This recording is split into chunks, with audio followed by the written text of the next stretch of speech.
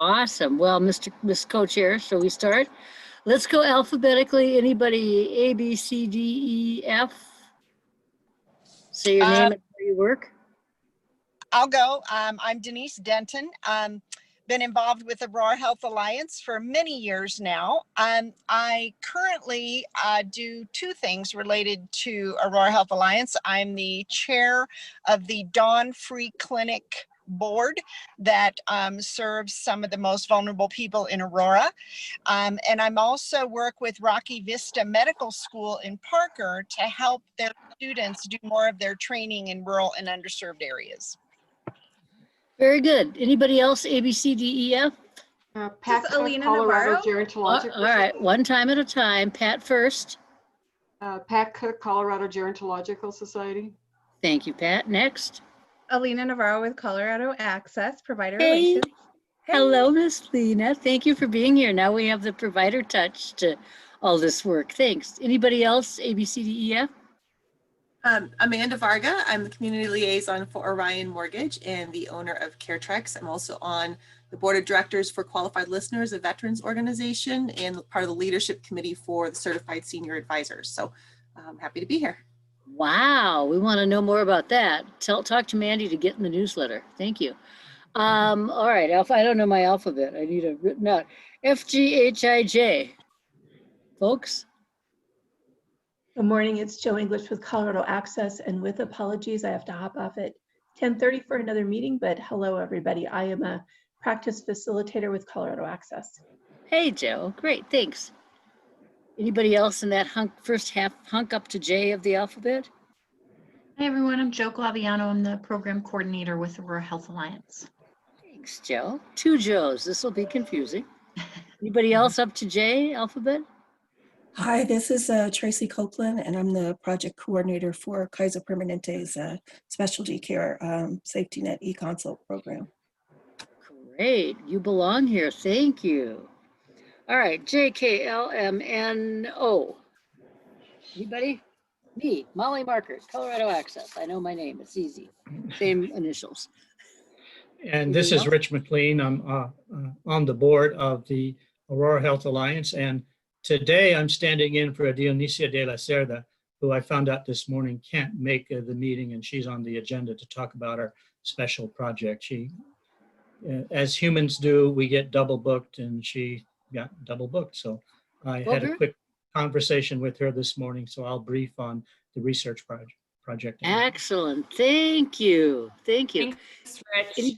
This is Heather Logan with CU Medicine and the Aurora Health Alliance chair of the board and the AHA Access to Specialty co-chair.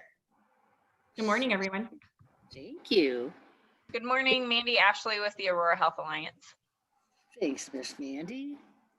Anybody else out there up to O or previous? All right. The rest of the alphabet, Q, R, S, T, U, V, W, X, Y, Z. Who else is out there? Oh, Keith, well, this is Vicente Cardona from Mile High Health Alliance, focusing on specialty care access. Thanks, Vicente. Molly skipped P's, so I wasn't gonna introduce myself. She went right to Q's, so I figured I was off the hook. Yeah, are we doing first name or last name? I don't know. Yeah, I just noticed. I don't care. Just tell us who you are. We want to get this done because we got better stuff to do. This Keith Peterson, UC Health, and also Aurora Health Alliance board member. You're one of a kind, Keith. You have your own time for K introductions. You're the best. Who else is out there that we've missed so far? And this is Tina Finlayson from CU Medicine and the School of Medicine. And I apologize also that I just, in the last 15 minutes, got double booked for 10:30. It's a popular time, but we're thrilled to have you now. All right, anybody else out there? Hi, this is Devin Miller with HCPF. Hey, Devin, thanks for joining us. Appreciate you. Anybody else? Speak now or be anonymous and we'll find you. All right, we're ready. Let's go. Ready to go? Rich? So let me just one quick second. Thank you all for being here. This group has been an amazingly consistent group of folks that are committed completely to this topic of access to specialty care. And I thank each and every one of you, not just for serving on this committee, but especially for having a passion for meeting specialty care needs of people that are stuck in the system. So thank you all for that. I believe, Rich, if you're going to be Dionysia, let's get started on the research project update. Yeah, thanks everybody for attending. I talked with Dionysia, who's a data manager for research, various research projects within the Department of Family Medicine. And she couldn't make it today. It's an embarrassing thing. You look at your calendar and suddenly realize you got you're double booked, like Tina's saying. What are we going to do? I'll just get a hold of Rich and he'll brief on this God for project. Rich. Yes, yes. So this is a project that we started in the Aurora Health Alliance and united with the Department of Family Medicine and their research projects.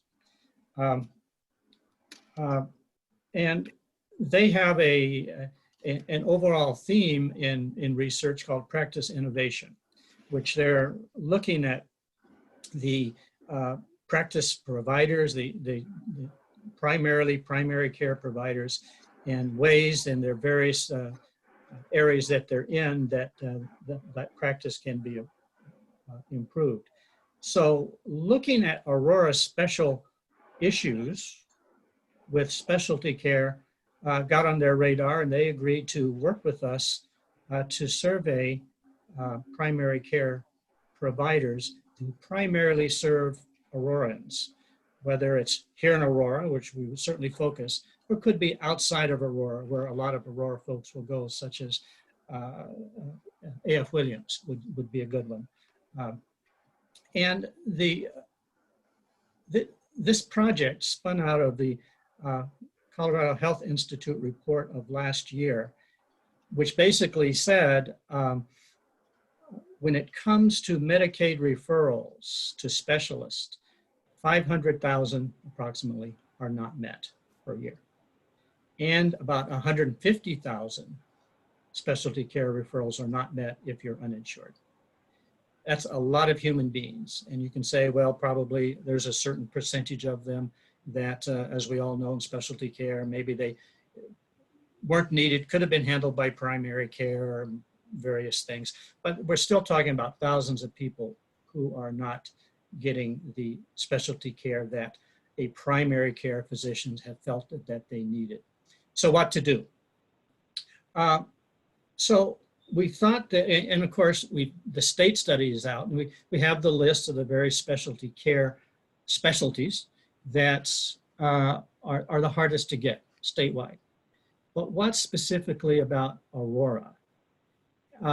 Since our mission at the Aurora Health Alliance is to address the marginalized, vulnerable people in vulnerable positions of life when it comes to healthcare within Aurora. So let's look at Aurora and see if we can see how well or how different the specialty care situation here for Aurorians compared to the state. And as we dig deeper into it by talking and surveying primary care providers, could we come up with other ideas maybe outside the box? Of course, right now we'll talk about EConsults, which was one of the main mechanisms that we can begin to address maybe and move the needle a little bit on specialty care. But could there be other things? And this, by the way, is also a great interest to the new office there in the School of Medicine, Department of Equity and Diversity, led by Regina, and I forget her last name. She's also very interested in this because that campus or that school, the School of Medicine, is also focused on Aurora. They care about the whole state because they serve the whole state, but they live in Aurora. So her perspective is we really would like to know our neighbors better. And one way is to understand what are the issues in specialty care that primary care providers have. So Dionysia and a woman named Allison Gottsman, who is kind of a recruiter and connector for Department of Family Medicine and knows primary care providers and has a charisma to work with them. Because if I went to a primary care provider and say, hey, could you fill out this survey? They wouldn't pay much attention to me. But when a Department of Family Medicine, especially this woman, Allison, comes and said, you know, we're involved in practice innovation, would you mind taking this little 10-minute survey? And if possible, if you want, we could explore this topic deeper as to what are the issues that you have with getting your patients into specialty care who are specifically Medicaid. And what we want to find out is truly what are the top 5 ones that are difficult to get in? Will it fit with what the state says? Or are there going to be some surprises that because of the nature of Aurora? And then what are the bottom 5 ones that are relatively easy, no-brainer ones to get specialty care for? So both the Department of Family Medicine and Dr. Carrie Mader with Salud are really leading on this, especially in connecting and using their connections and their knowledge of the healthcare system and their relationships to connect with primary care providers and get the nitty-gritty as best they can, and specifically what are the issues within Aurora. And then from that, for this project, expand to thinking broadly, all of us, with what they find out. Are there things that we haven't thought of or maybe have put a second or third tier that might apply to for better access to specialty care within Aurora, including EConsults, which are problematic for probably a lot of primary care providers, but what can we do? So that basically is the project that we're working with Department of Family Medicine. And this was a quick summary because I got the details of it just in the last 30 minutes. And right now they have not yet approached the primary care providers, but they have a very comprehensive list, and they will. And so maybe at our next meeting, we'll be able to report on somewhat to what primary care providers are saying about within Aurora, the doctors and providers who serve Aurora, as to what the issues they see are, what the problems they see within Aurora, and maybe some ideas of how we might better address them. Thanks for pinch hitting, Rich. Molly, I also see that you're talking, but you're on mute, so I got in there first. So basically, research project going along as planned. They have the comprehensive primary care list and are prepping to send out the surveys to identify specialty care, the highest specialty care needs in Aurora. Is that Yes. a bullet point summary? That's a bullet point, and with them are a couple students who are into research themselves. So it's not just Carrie and Dionysia. Okay, perfect. Other folks. So it's a Sorry. team effort. Us too. Sorry to bullet points. I'm just so visual that I'm like, I just. Yeah, it helps. Thank you. So questions for Rich? I have one if no one else does, but questions for Rich? Do you need any help? Does Carrie need any help? Does Dionysia need any help? I think we have folks on the call that are know providers, especially that are in the Medicaid world, Joe, Lena, and are happy to help. Do they need anything? At this point, they haven't specifically identified that. They said they have reached out to AHA folks in prior meetings who said they wanted to be part of the project and would contribute. If they get into certain roadblocks, then they'll get hold of us and we'll try to help. Great. Molly, just to clarify, what I provided to Dionysia many, many months ago was a list of all of our contracted sites that fit within the criteria. So family sites that we're serving adults in Aurora that we've contracted with, that we're taking Medicaid. So I think she's got my contact information if she needs to circle back. Swell. Mhm. Swell. Thank you so much, Joe. And I know that we all want this to have been complete already and everything moves at a snail's pace, but we really appreciate Colorado Access's partnership with that. Any other questions or comments on Rich's version of Dionisia's report? Yeah, this is Heather. The only thing that I would comment on is just ensuring that we're outreaching the right folks at different practices, the best contact person. Because for some, it might just be a provider that sees Medicaid patients, but they might not be the best person to answer. Just thinking of like referral coordinators or the director of referral centers for organizations, or if there is care management within an organization that primarily handles the specialty care referrals, just ensuring we have the right person at each organization to answer those questions. I'm just thinking back to my previous Stride world. Sometimes our medical providers would get those surveys and they just did not have the time or capacity to respond. So within each organization, ensuring that we have a good point of contact that can complete the survey. Thanks, Heather. And I think that the within the Practice Innovation Project, which they deal with lots of primary care providers, that they would be aware of this. But let me make sure that Dionisia knows that that is something that we want to raise, to make sure that we just don't leave it with a provider who just doesn't have time, that it could indeed go to the auxiliary staff that knows a lot more of the various details that the provider might not know. So I'll make sure that she knows that. All right, I love saving time. Anything else on the student project? The research project? All right, Mandy, I think you're up next. Thank you for seeing the agenda again. That helps. EConsult series. Heather, tell us how that went.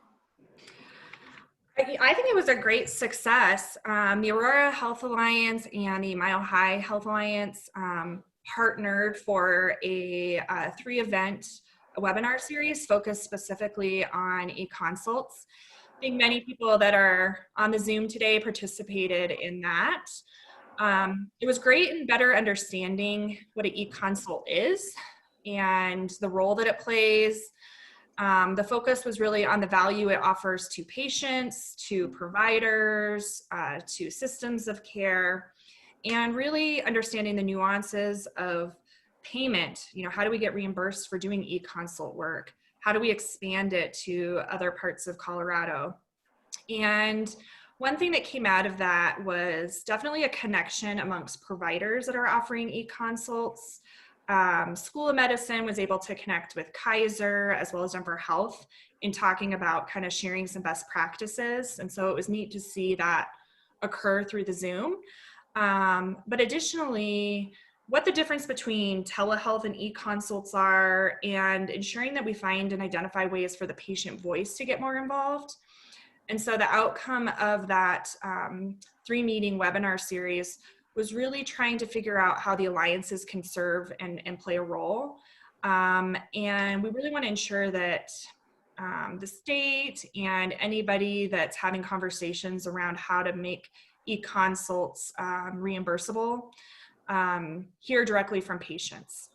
So I just wanted to kind of name that as an agenda item and just see what the general impression of the webinar series was and what we can do collaboratively to ensure that healthcare policy and finance are hearing from patients that have received an EConsult or telehealth visit.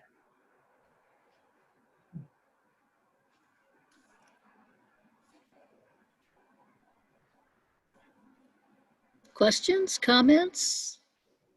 Vincente, what's your take on it? Yeah. So I was just gonna wait for everyone to kind of respond, but I agree with Heather.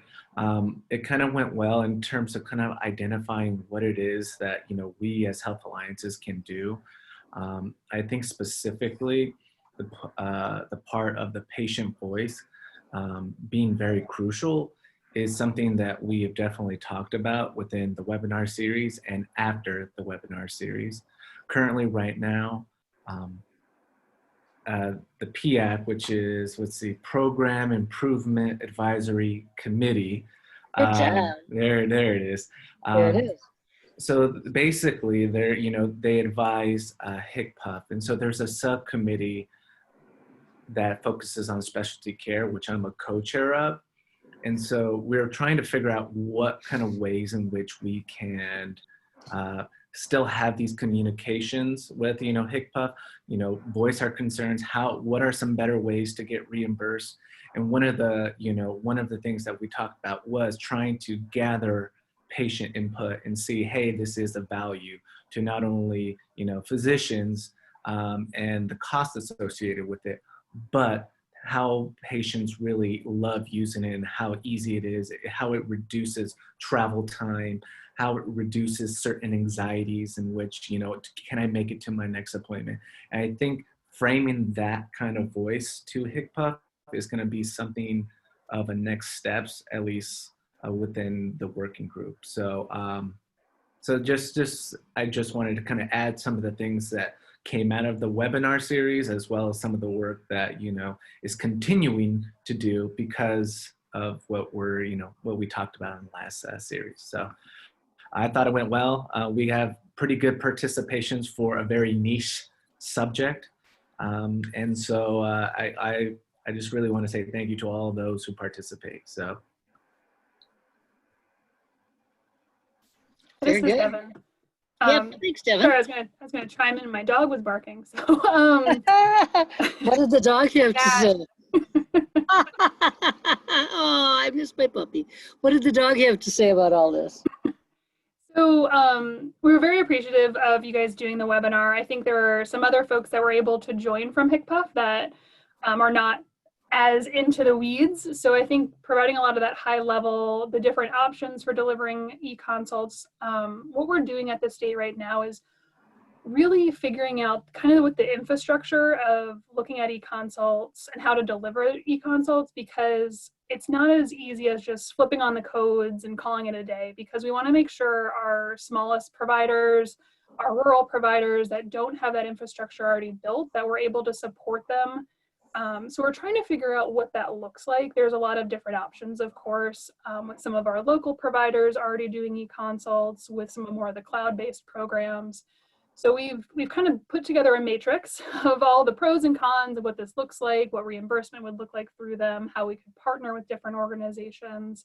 Because at the end of the day, it really comes down to making sure the smaller primary care practices are able to use this service too. Because we feel if we just turn the codes on right now, we'd kind of be losing some of those providers that this would be most critical for. So we're just figuring out our options. We're working, I think I have weekly meetings right now on the policy side, just trying to figure out what that looks like. There's definitely the support for e-consults at HCPF, which I think I've mentioned in the past. We're aware of the benefits. It's really coming down to what does the infrastructure look like to do a statewide rollout of e-consults. We've been meeting with various providers for e-consults. We're meeting with Chris with SafetyNet Connect, I think, next week to explore more of some of those cloud-based options. So it's been really beneficial to gather different points of view, because I think the last couple of years we've been in very good contact with our current providers that are using e-consults, but expanding out and hearing from some of the smaller practices and what some of those barriers would be. So we're moving along and very appreciative of the work that you guys have done. Thanks, Devin. Can anybody offer to help Devin in the state with helping connections for rural and outlying areas with programs or consults? Denise, I'm looking at you. I don't know where you went. You were getting out of the car, but any of our friends outside of Aurora have any ideas or offers to help? There's Denise. Just say yes. Hey, Molly, I was fading in and out there. Can you just, because I drove home during that and I went through some dead spots. What was your question about? How much did you say you donate? I'm sorry. You know. I know. Devin raised the question about a statewide implementation so that eConsult can be equally available throughout the state, big and little, rural and metro, frontier, and Devin, I'm only paraphrasing. I prefer you to say it directly, but in that vein, to help the state more quickly move forward to opening those codes and turning on the EConsult button. Sure. Is there anything our statewide partners can do for the rural and frontier areas to help? Well, actually, with in regards to rural, we're feeling very hopeful that this COVID catastrophe has opened the door for more availability, not only of EConsult, but telemedicine. They've made it more okay. And we believe that reimbursement is going to follow that, because just like, organizations learning that working from home does have its benefits for some of their staff, I think it's going to change things fundamentally. And we think it's pushed forward the realization that how much more efficiently things can operate, when you've got this specialty doc that can either be doing e-consult or telemedicine and seeing patients with, saving the travel time.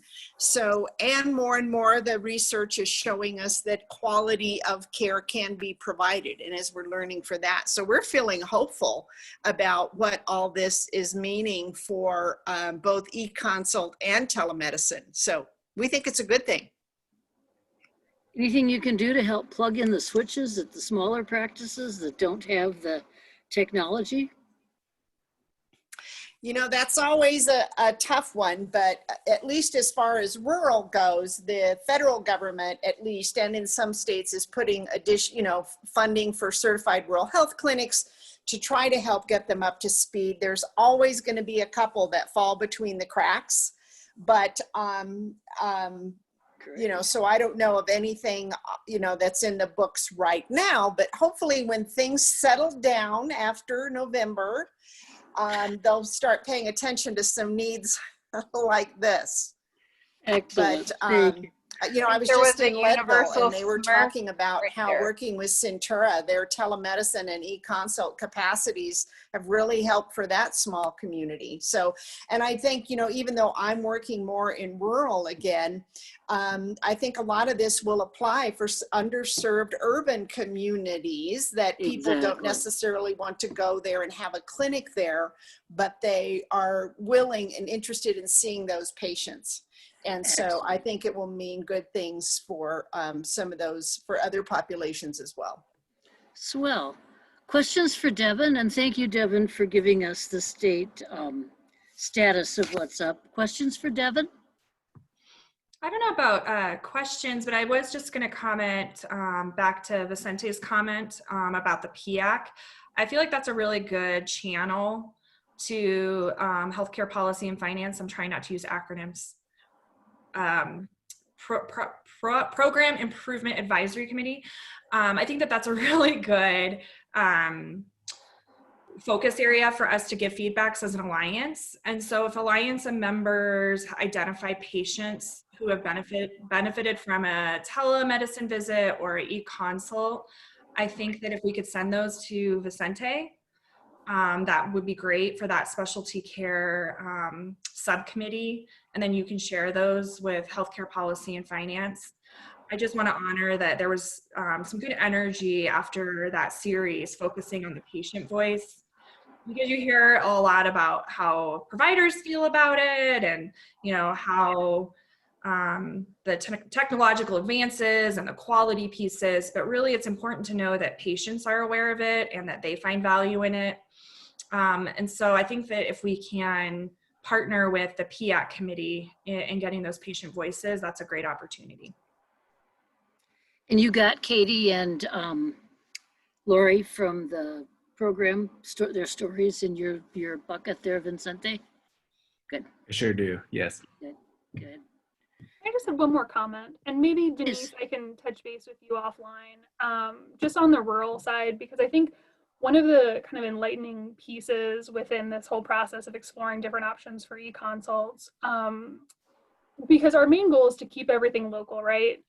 We want to support our local providers. We want to keep patients who maybe the e-consult doesn't work for them, they need to be referred to an in-person specialist. We want to be able to keep all that local. However, what we've heard from some of the much smaller providers is just where we are with interoperability of EHRs and EConsult platforms, that some of them are, the cloud-based option would work for them at this point in the game, right? Because we know the build out between EHRs is an intensive process, which hopefully that'll improve in the next couple of years. But I think some of the smaller practices, even though it wouldn't be within their HR and they would have to sign on, you know, through a different platform, which we're trying to avoid. But hearing maybe from some of those providers that are okay using a cloud-based platform, at least for the time being, until we can keep things local, and how we can support them in doing so. Because I know we're trying to explore, okay, if a rural provider has to use a cloud-based platform, what is the cost to those providers? So taking that into consideration, you know, what can the state pay for then? So again, we're just trying to weigh all of our different options, but hearing from some of those smaller practices that would be okay with like a double sign-on, you know, through a different platform at this point in the game, I think would be helpful. And I can follow up, maybe Denise, if you'd be the appropriate person to follow up with afterwards on that. Thanks. So I'm usually very quiet in these. I'm a little out of my depth with a lot of the conversation you guys are having, and I'm here to learn. But pre-COVID, and I actually just looked at my calendar to see, it was actually a year ago today, I was in Monument meeting with Susan Perot. Do any of you know her? She and I talked about telehealth and telemedicine, and her organization, she was already talking about how this is so appealing to the more rural communities and smaller communities, and she was already having these meetings. So this was well pre-COVID. She was already moving forward, was one of the foremost in the state doing this. So if you guys aren't connected with her, I can keep searching here and get the rest of her contact information. But you know, they're a year ahead of, you know, all this, at some of this at this point anyway, and being a provider and having those connections with some of those rural communities and already being in there. So might be a great way to kind of piggyback on what they've been working on already for quite some time. Amanda, that's awesome. Thank you. Mm-hmm. Denise will be in touch. You can see the smoke coming out of her ears. Yep, great, thanks. That'd be great. We'll definitely follow up with her. Okay, I'll find the rest of it during this meeting and put it in the chat and get that moving. Swell. Thanks, Amanda. Yep. Awesome. Well, I know we're working on reading the chats, so moving on. What's anything else on this conversation? Thank you to AHA for keeping it specialty care EConsult solutions in the forefront of what we do. Molly, I've got one. Whoop, one at a time. Rich second. Who was first? Denise. Okay. Go for it. I wanted to say that at the Dawn Clinic, you know, we have not been seeing patients for if any of you don't know, Dawn is a free student clinic that operates out of the Dayton Opportunity Center on Tuesday evenings and on Wednesday for some, I think, cardiac patients. But we've gone all virtual for the most part. And one of the things our students are doing is they will work one-on-one with patients that aren't familiar with the Zoom platform to make sure they know how to plug in, and often with a family member, so that they're ready to go if that's the way they're going, if that's the only way they'll be able to see their providers. Because you know, if we do limit in-person visits and you're leaving out some people that don't have a phone or a computer or are still using a flip phone. So we're doing what we can to make sure that any of our patients have the capacity and the training and this assistance if that's the way they're going to be seeing our providers, which is important to remember in working with some populations. Good point, Denise. Before we move on, just real quick, I was struck by the webinar with the FQs, the federally qualified clinics. You see hundreds and hundreds of patients a day, and the need, the strict need for, the serious need for reimbursement, because those providers are so much under the gun, seeing so many patients. And if they're going to spend some time on EQ, so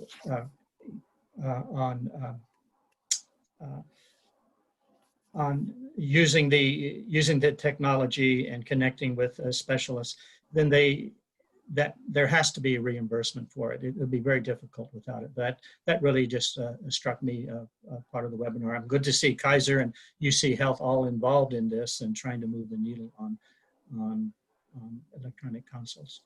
And Denver Health. And Denver Health. Just as a sidebar, Denise, when I was on the Adams County COVID response and recovery team meeting yesterday, the Senior Hub has figured out this awesome platform for tablets for seniors that are easy to use, that they have them available. You kind of have to go through the screening through Senior Hub. As I understand it, Pat, correct me if I'm wrong, but you kind of go through their little screening process, but they do the training, and it's kind of built for people that don't have a lot of interest or skill in computer work.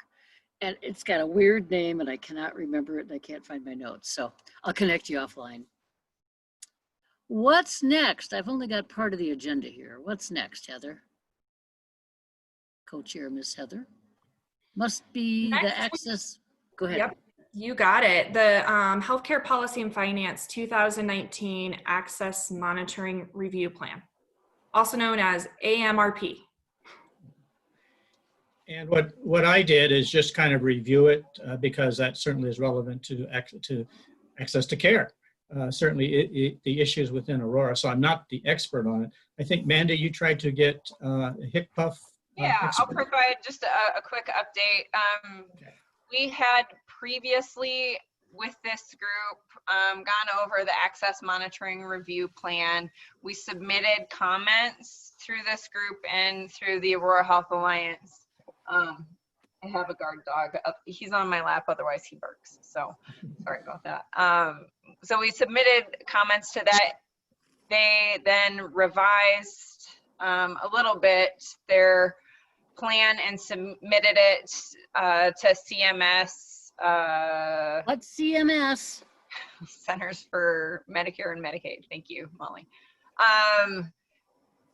A few weeks ago. So I requested that the contact at HCPF join this meeting. She's unable to do that today, but has gotten approval to present to us and have a discussion focused only on the Access Monitoring Review Plan at a future meeting. So I don't know how much time we want to discuss that here. Rich has probably more detail about how the report touches on access to specialty care. The plan touches on primary care, physician, specialist services, so specialty care, behavioral health, obstetrics, and home health services. So it's very long. We included the link in our meeting reminder and in our newsletter. It's 65 pages long. But for as much as we want to touch on that, we can start doing that now. I just wanted to let you know that we're going to be hearing from HCPF and having a short discussion with them at a future meeting. Great, Mandy. So has anybody had a nice time reading that report while they're eating popcorn or Oreos? I know Rich has delved into it. What can you tell us, Rich? What's the big picture horizon assessment? Well, the controversial thing is, as the last report, was that HCPF concluded that access to primary care, physician specialty, and so forth is sufficient. And I'm looking at the parts of the report that I was that relate to the issues certainly within Aurora. Colorado Medicaid members are able to access care to a similar extent as other Coloradans in the same geographic area. So it points to the survey that HCPF did for people with commercial insurance. About 35% visited a specialist. For people with Medicaid, 29% visited a specialist. But what it didn't really focus on, although it admitted it's a problem, it didn't really focus on the unmet demand that's out there, the 500,000. They admitted it's a problem. It says the the CHAS, which is the Colorado Health Access Survey, Medicaid members indicated that they had some difficulty in finding providers, Medicaid providers who are willing to accept Medicaid for new patients. Further work can be done to attract physician specialist providers to Colorado to the Medicaid program. And it said the department has processes in place to ensure that providers are incentivized to provide physician specialist service to Health First or Medicaid members. The department recognizes that improvements can still be made to service delivery and members' ability to access appropriate services. And the department will work in two areas: to attract providers to areas where provider levels have decreased, and with providers and other stakeholders to investigate patient referrals, which, by the way, what we're doing here in Aurora, including unmet referrals and referrals that are not provided due to perceived issues around provider availability. So, you know, HCPF did admit we got a problem in unmet referrals. So it's still there as it was and has been forever. So lots to do still. But what makes it controversial to me is the statement that access is sufficient for Medicaid. Right. And maybe your recommendation would be some people, it works for some people, but not everybody. And then until everybody's successful, it's not sufficient. I mean, right. We want to accomplish. Especially when you have 500,000 people that have referrals, but they were not able to successfully accomplish them for various reasons. And just to clarify on that reference to the 500,000 people with unmet demand, we had heard from Colorado Health Institute on their report on unmet demand, and I provided the link to that and the access monitoring review plan in the chat for if anyone has, finds extra time and wants to review those one more time. I think it's promising that HCPF has given Jessica Chislett the approval to come and have a discussion with us. Again, it's not on access to specialty care in general, it's focused on this report.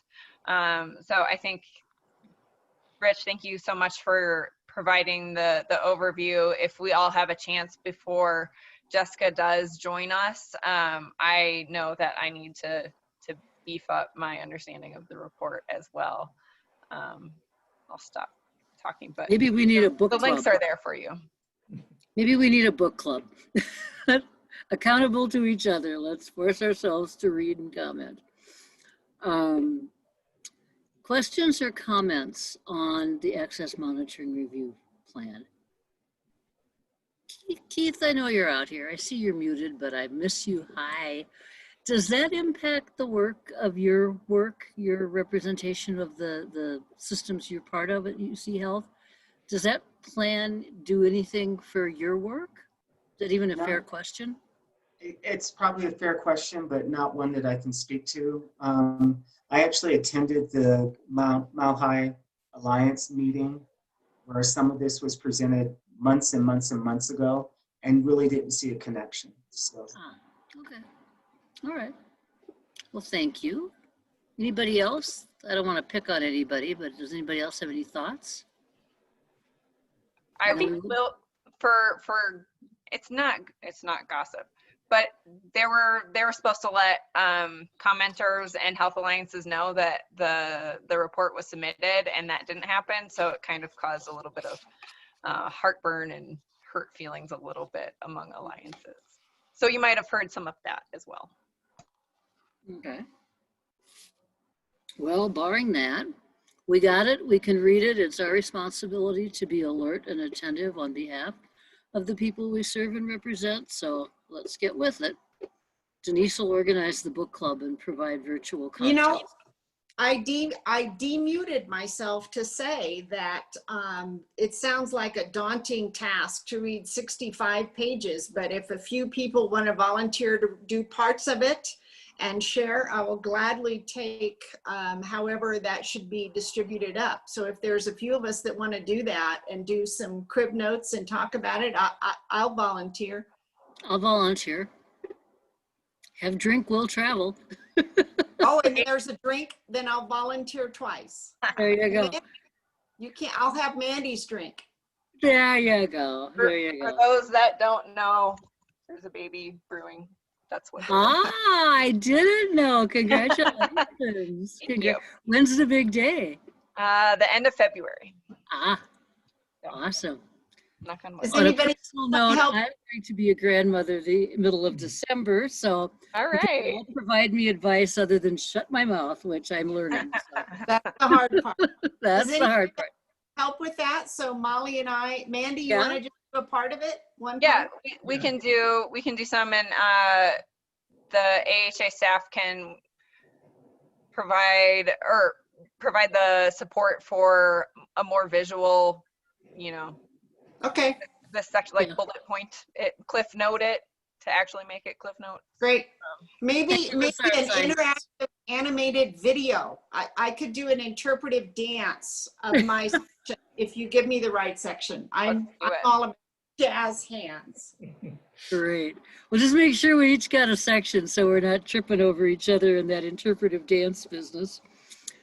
All right. Heather, are you taking the last part of the meeting and running us through what's the future? I have a crystal ball if anybody needs it, but what's the future going to be for this subgroup, work group, whatever it is?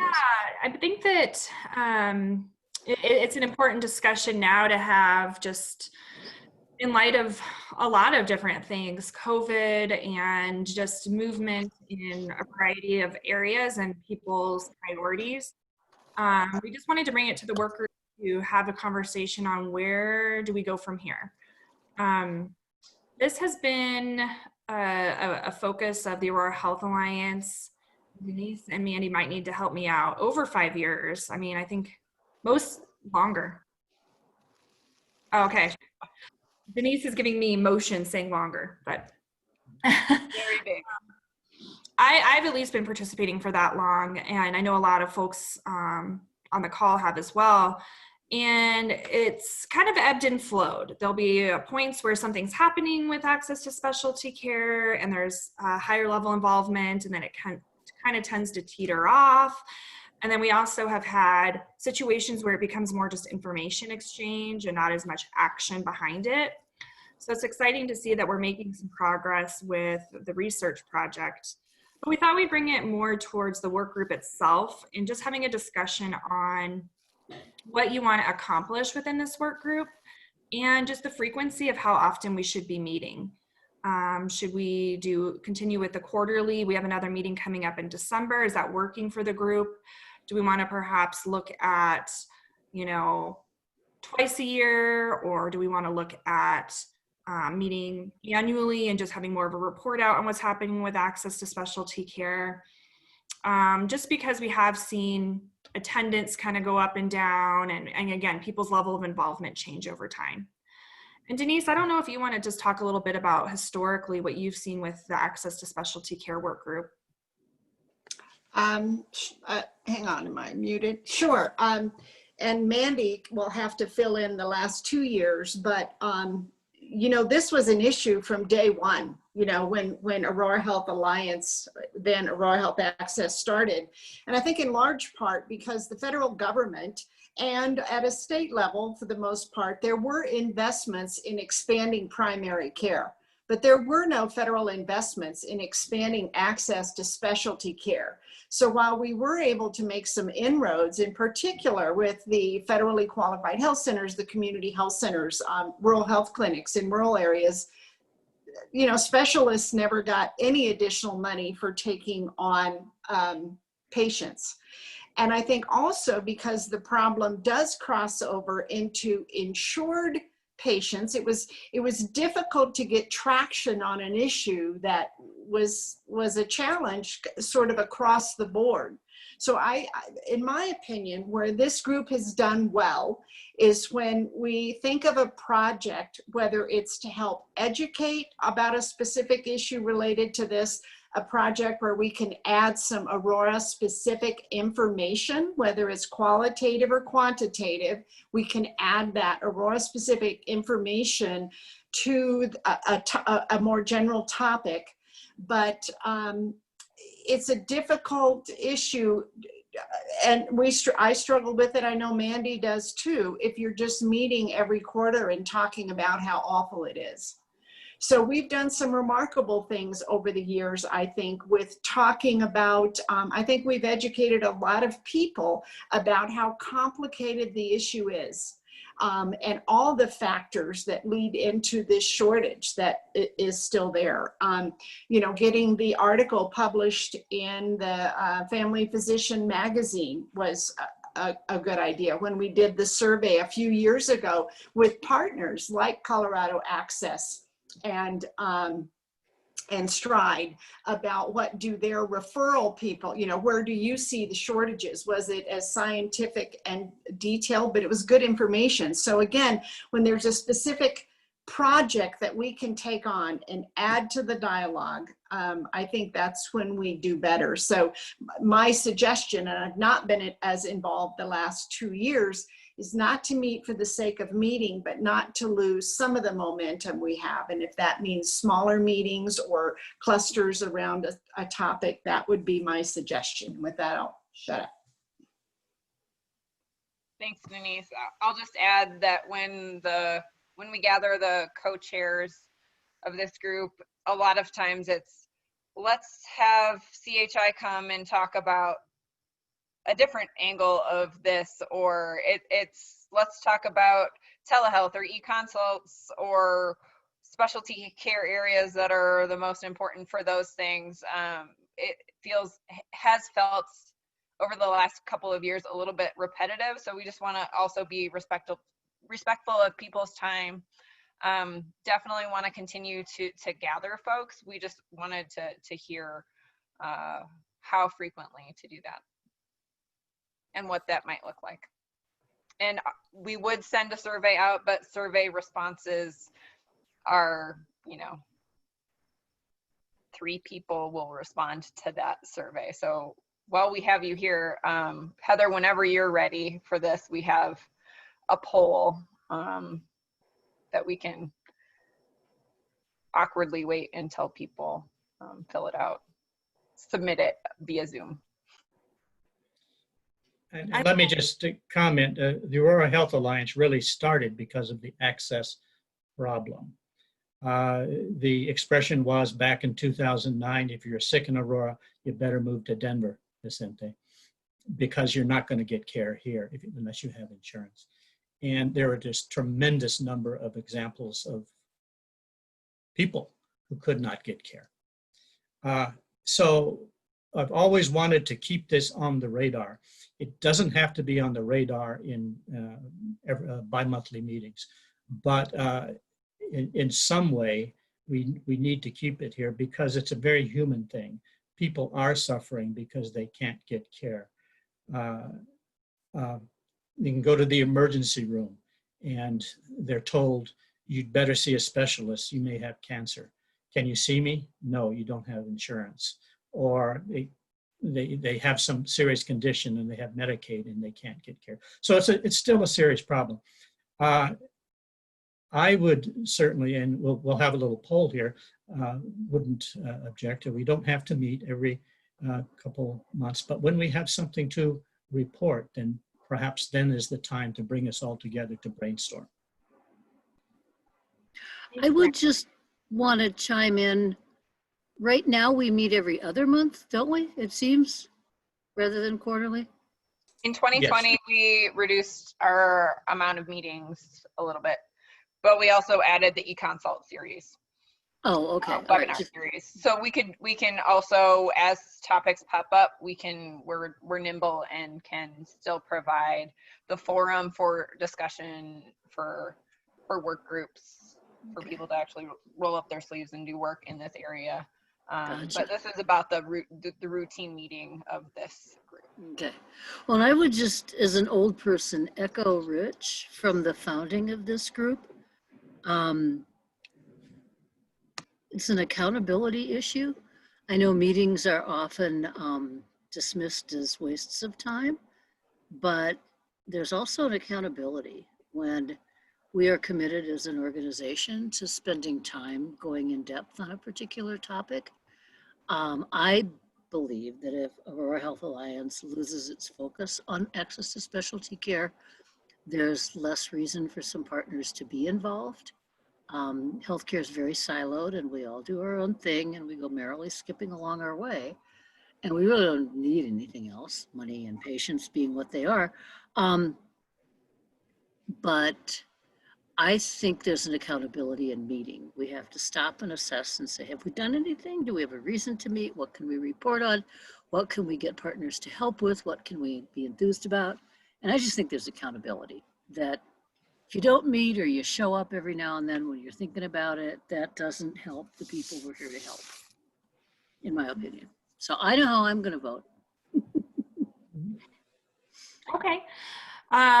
Yeah, there's a lot of different perspectives on it. And I also think there's people that are newer to the work group, people that have been for 5+ years. And there is that accountability piece of, you know, we are a working work group. And so there's an ask that if you're participating, you know, there's things that might get assigned out or smaller groups that meet, like getting the group together to go over the access monitoring plan. And so there might be opportunity, you know, in between meetings where work is happening with a smaller group. But there is a poll that's in front of you. If you could go ahead and submit what your preference would be. And we actually might say, you know, it's just better to disband, and as topics come up and we do a series, you know, we're happy to do that as well at AHA. Or do we want to keep the momentum going and meet quarterly? So we wanted to ensure that everyone had an opportunity to cast a vote, and then we can have some further dialogue on how best to proceed.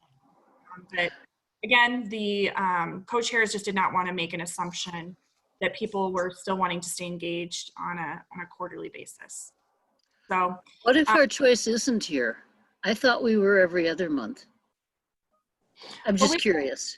Yeah, we had moved that really with 2020, and it kind of became more of a quarterly, but as Mandy mentioned, that was more because of the webinar series that we had. Okay. If you want to cast your vote for every other month, we can ensure There's that not a place for that. I want to know if the new people, Amanda, Alina, we haven't seen you for a while, or welcome back, or welcome in general. Why did you come today? What can we offer you, and what would bring you back? You know, for me, I started going to some of the larger Aurora Health Alliance meetings, and there's good information there and good contacts. In my little realm of the world, which is very senior services oriented, both for Orion and then for CareTrex supporting family caregivers, any group I can find that it may touch seniors in some way, it's at least information I want to hear. It's information I want to know, because the best thing I can do for some of the people, either professionally that I'm meeting with or personally that I'm running across, to say, I don't do that, but I know someone who does, or who can connect you to something. So I am looking for information and connections and understanding what's going on. I mean, I'm not in Aurora, I'm up in Westminster, but it doesn't mean we don't have clients in Aurora and need to have an understanding of what's available there. So I'm really just here to hear what's going on and see what kind of information I can store away for future use, hopefully. I think that speaks for a lot of us in terms of the value. Anybody else? I don't want to embarrass anybody by calling them out, but I'll add our meetings are almost all of our interest group meetings for Aurora Health Alliance moved to a quarterly schedule when our staff was reduced a little bit,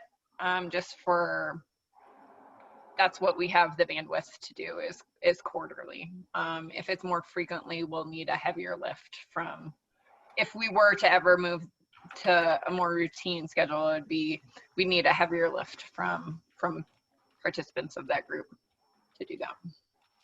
You know, I'm going to vote for twice a year because I like knowing that this meeting is on my calendar, that you know, I don't get that I remember what an issue this is.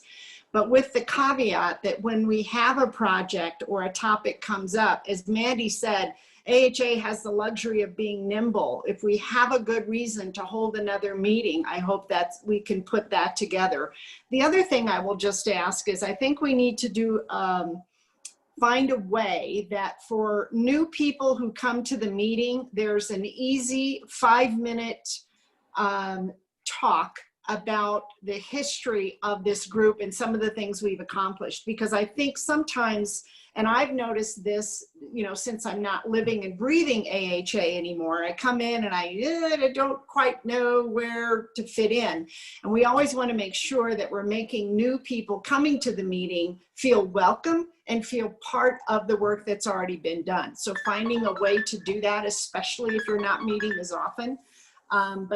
So I wanted you to know I'm going to vote for twice a year, but with the caveat that when opportunity presents itself or there's a work group, a project that we're working on, we can throw meetings together as needed as well.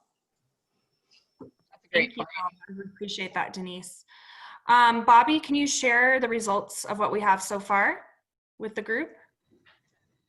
We have 7 people who voted for quarterly and 5 for twice a year. 5 for twice vote. a year. And then everybody's voted. Thanks everybody. And then how many for quarterly? 7. 7 for quarterly and 5 for twice a year. So we'll meet quarterly, right? Majority. We really will. Our next meeting would be February if we do that. I think so.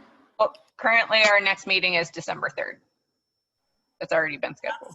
Since we had the webinar series, we met in October for the 3rd quarter, and so the last quarter of the year, our meeting would be December 3rd. Okay. So maybe we can get HCPF by then back on access monitoring review plan. Denise and Mandy and I will do an interpretive dance on what the access monitoring review plan says. Other suggestions for agenda items or topics? I think we can start with those, and then if others have agenda topics or items, please send those to an AHA staff member. All right. I didn't see on the agenda, Heather, a place anywhere for announcements. I go back to my running church camp days, announcements, cause for death. Anyway, I just wanted to mention that Prime Health is a premier part of the state around telehealth in general with healthcare.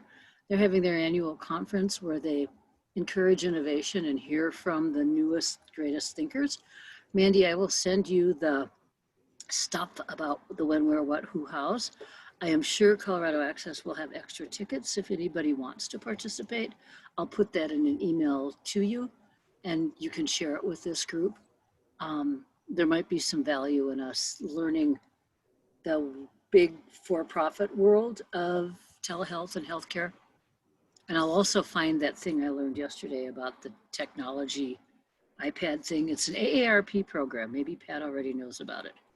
It's been around since 2014. We're just waking up here in Colorado.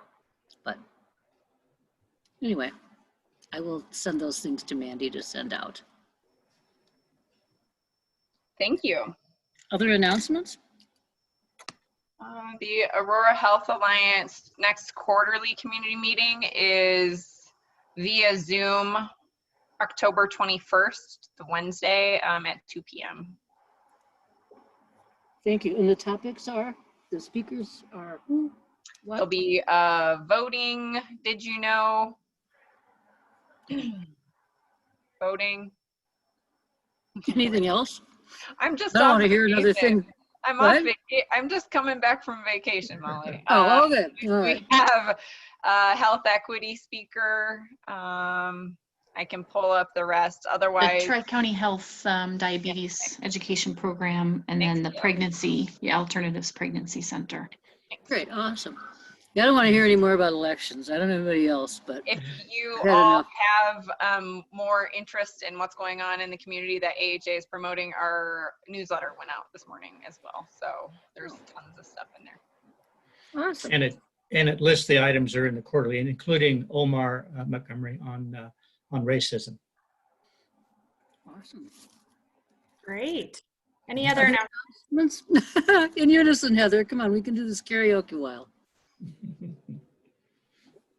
I'll Anything just else? keep doing AHA announcements. We're launching our behavioral health interest group on next Wednesday, October 7th at 10 a.m. We're going to be discussing, we have a panel. I think we're going to be moving towards panels for that group, a panel on COVID-19 and how it has impacted the delivery of behavioral health care and what services are still available virtually and in person.